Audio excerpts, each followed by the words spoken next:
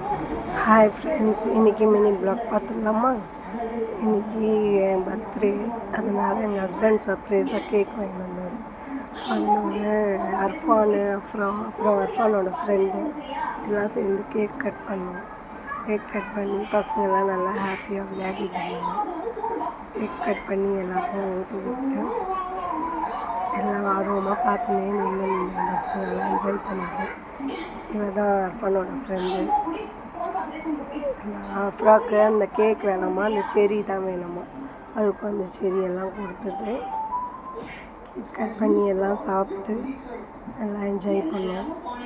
அதுதான் ஃப்ரெண்ட்ஸ்.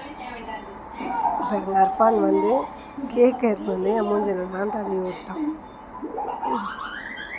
அவங்க அப்பாவுக்கும் ஊட்டி விட்டு என்னையோட பர்த்டே நல்லா ஜாலியாக போச்சு.